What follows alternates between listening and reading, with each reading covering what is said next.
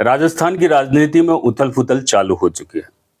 इस राजनीति को किस मुहाने पे देखेंगे ये एक अलग बात है, परंतु कहीं से कहीं आने वाले इस राजनीति के अलग-अलग परिणामों पे कयास लगाए जा चुके हैं।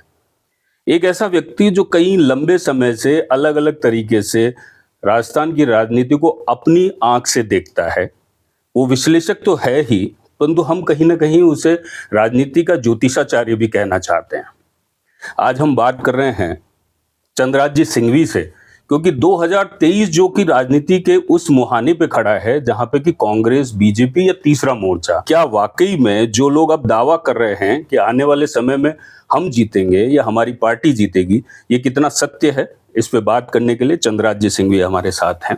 चंद्रराज जी सिंघवी, सबसे बड़ी बात कि राजस्थान की राजनीति 2023 में फिर नई करवट लेगी, क्या लगता है आपको? करवट ले चुकी, फैसला हो चुका, निर्णय आ चुका, केवल गिनती वोटों की पेटी में जाके बाकी है। आप क्या पूछना चाहते हो? कैसी राजनीति, कैसी राजनीति, किसकी करवट? पार्टियां है ही नहीं। मैं जानता हूं आप क्या कहना चाहते हो। जिस आदमी ने 152 सीट की घोषणा की है उसको बोलो 12 ले आना, तू तो बहुत है। कहां से आएगी सीट? तुम्हारे राजपूत खिलाफ, तुम्हारे ब्राह्मण खिलाफ, तुम्हारे गुर्जर खिलाफ, तुम्हारे जाट खिलाफ, हर ईमानदार चरित्रवान आदमी तुम्हारे खिलाफ है। तो कांग्रेस की जब 12, 15, 20 सीट के अंदर गिनती है तो चुनाव हुआ ही कहां? स्पष्ट रहा, अगर सचिन पायलट साथ आता कांग्रेस में गहलोत के तो शायद 30-40 सीट पर कांग्रेस पहुंचती। राज तो फिर भी भाजपा का ही बनना था और वो तय है कि भाजपा का ही राज बनेगा। कांग्रेस तो है ही नहीं, दिशा शून्य, मार्ग विहीन, रास्ता विहीन, समर्थन विहीन, जाति विहीन। Congress is already a dead party in the state of Rajasthan. ये जाति विहीन आप बात कर रहे हैं तो गुर्जर वाली जो जाति की बात कर रहे हैं, अगर उसकी बात करें, उसमें कहीं ना कहीं सचिन पायलट का एक बहुत बड़ा रोल माना जा सकता है। परंतु आप जाटों की राजनीति के हिसाब से बात करें तो डोटासरा को जिस तरीके से प्रदेश अध्यक्ष बनाया आप मुझे हंसाइए मत। जाटों की राजनीति का एकमात्र उत्तराधिकारी मैं हूँ। नहीं, एक आपने नई बात बोल दी, उत्तराधिकारी। हाँ, मैं हूँ, डिक्लेयर्ड हूँ। आप सुनिए कैसे हूँ। हाँ। पुष्कर के अंदर जाट सम्मेलन हुआ था, तब नाथूराम जी ने कहा, जाट भाइयों, मैं आज एक जैन को जाट बनाना चाहता हूँ, उसे चौधरी का खिताब देना चाहता हूँ, क्या आपको मंजूर है? तो बोला नाम बताओ। तो बोले चंद्रराज सिंघवी। इस पर 25,000 लोगों ने हाथ खड़े करके मुझे चौधरी चंद्रराज सिंघवी बनाया। तब से अब तक जाटों की राजनीति में 2003 में 10 में से 9 सीट नागौर की मैं लाया था, जब भैरू सिंह सेखावत 1 सीट नहीं ला पाए थे। वो मेरा प्लानिंग था। मैं जाटों का दत्तक पुत्र हूँ। ये देखिए ना, कहीं ना कहीं मुकेश भाकर हो गया, चेतन डूडी हो गया। सुनो, आप बात कर रहे हो इंडिविजुअल उम्मीदवारों की। इनका एक प्रभुत्व तो कुछ है ही नहीं, नाम ही नहीं है कहीं। इनका प्रभुत्व अपने विधानसभा क्षेत्र में खुद की जीत तक सीमित है। उनके कहने पर जाट वोट दे देंगे, नेवर। प्रदेश अध्यक्ष का कोई फर्क नहीं पड़ रहा, लेना देना ही नहीं है कोई। डोटासरा को पूछ देना कि चंद्रराज जी ने कहा है कि तू अपनी विधानसभा क्षेत्र के बाद 5 वोट नहीं दिला सकता। कॉन्ट्राडिक्ट करे तो मैं प्रूव कर दूंगा कैसे कह रहा हूँ। हाँ, स्वाद महरिया अगर आता है तो सीकर में जाता है। I can understand it. मैं आपको बता रहा हूँ, अगर रिचपाल मिर्जा जाता है तो अपने डेगाना की सीट पे जाता है। दिव्या जीतती है तो जोशिया की सीट पर जीतती है। हाँ, ये एक नाम आपने बड़ा जबरदस्त लिया, दिव्या मदेरणा, जो कहीं ना कहीं कांग्रेस से जीतती है और अब खिलाफत की राजनीति चालू हो जाती है। आप दिव्या को नहीं जानते हो, वो मेरे परम मित्र नहीं, मेरे छोटे भाई की तरह भईपाल की बेटी है। मैं जितना दिव्या को जानता हूँ आप नहीं जानते हो। जाट केवल उसको समर्थन देता है जो कड़ाई से बोलता है। नाथूराम मिर्जा बहुत कड़ा बोलते थे। नाथूराम मिर्जा जाटों के नंबर 1 नेता बने, न रामनिवास बना, न बलराम जाखड़ बना, परशुराम मदेरणा बना। दिव्या ने वो कड़क रुख अपना लिया है, इसलिए दिव्या ओसिया की भारी कैंडिडेट है। मगर दिव्या कहाँ कैसे रहेगी?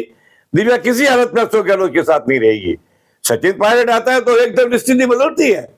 फिर कांग्रेस 12 और 20 की जगह 40-45 तक आती है। राज तो फिर भी बीजेपी का ही बनना है।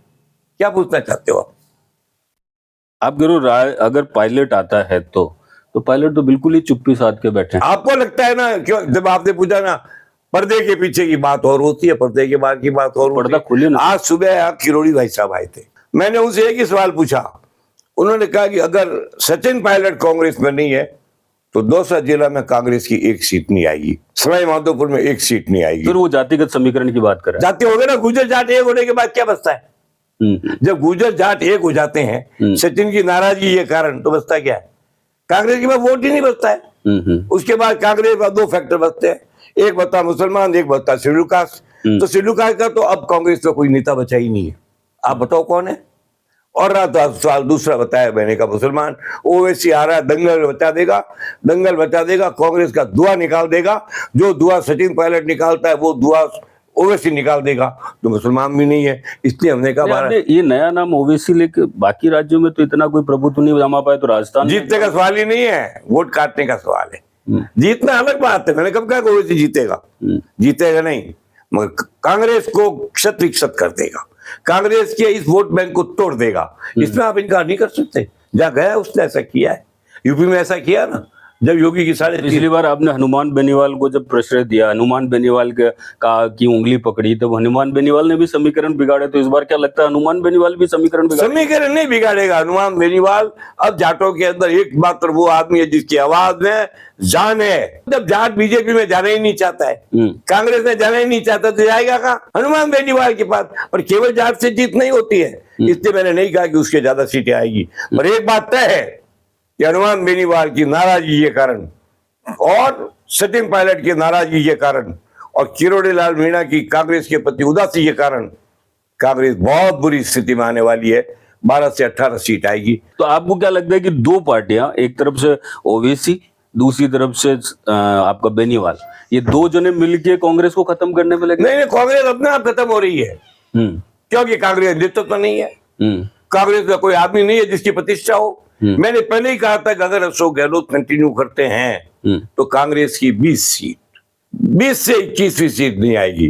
आप रिजल्ट आए उसके दूसरे दिन ये आ जाना, 20 से 21वीं सीट आ जाए तो मैं आपको सिक्कों में तोल दूंगा। सर ये बहुत बड़ी बात है, मेरी बहुत छोटी बात है, ये होना है, मैं नहीं कह रहा हूँ, राजस्थान जानता है। 2030 का विजन लेके इतनी योजनाएं चला के राजस्थान की एक कौन सी योजना है, कैसी योजना है? एक बार अभी मैं गुजरात चुनाव में गया था, आप पार्टी ने कहा था मुफ्त बिजली देंगे, मुफ्त पानी देंगे, तो मैंने 2 लाइन कही थी, गुजरात का आदमी भिखारी नहीं है जो पानी और बिजली के टुकड़ों पर वोट डाल देगा। आप पार्टी की 5 सीट आएगी और भाजपा की 150 से ज्यादा। तब वहां के मुख्यमंत्री और CR पाटिल रहते थे, नहीं हम भी 125 जीतते हैं, यू आर रॉन्ग, और 156 आई सामने। ये तो अपना अपना गणित है। तो आप पार्टी का भी कोई भविष्य नहीं राजस्थान? नाम ही नहीं है, 2 सीट्स वही हनुमान का उस जिले में। हनुमान बेनीवाल का मिलना, पायलट का मिलना, उसके बाद बीजेपी के लोगों से उनकी मुलाकात होना, ये क्या दर्शाता है? शत्रु के शत्रु दोस्त होते हैं, enemy of enemy is a friend, उसमें क्या है? इतना तो आप भी समझदार आदमी हो। तो मानेसर की घटना का कोई असर? क्या है कि मानेसर की घटना 18-20 आदमी, आप 92 आदमियों ने विद्रोह किया, भूल गए? उसका क्या कर लिया? बिठा दिया रंधावा को, जाके रंधावा को राजनीति की एबीसीडी आती है क्या? जब रंधावा जी डिस्ट्रिक्ट लेवल में थे तब मैं ऑल इंडिया कांग्रेस का सेक्रेटरी था और मध्य प्रदेश छत्तीसगढ़ ज्वाइंट का प्रभारी था, और उस वक्त मैंने 8 मंत्री निकाले थे दिग्विजय के, और मैंने कहा था ये कांग्रेस की बुरी गति हुई, और हुई ना। इसमें अपना अपना कैलकुलेशन है, अपनी अपनी मैथमेटिक्स है, अपना अपना विजन है। मैं कोई व्यक्तिगत गहलोत का विरोध नहीं करता हूं, पर as a party leader Congress डूब चुकी है। अब आप कहते तो कितने फुट पानी में डूबी, जिसको तैरना नहीं आता 6 फुट में भी डूबता है, 20 फुट में भी डूबता है, समुद्र में भी डूबता है, इतना नहीं समझते आप? अगर चुनाव से पहले गहलोत साहब अगर आपको बुलाएं और आपसे, सवाल ही नहीं पैदा होता है। जिस दिन गहलोत चुना गया उस दिन की राष्ट्रदूत की फ्रंट पेज न्यूज थी, जब मैंने कहा था कि मैं अशोक गहलोत की अधीनस्थ कभी जीवन में काम नहीं करूंगा।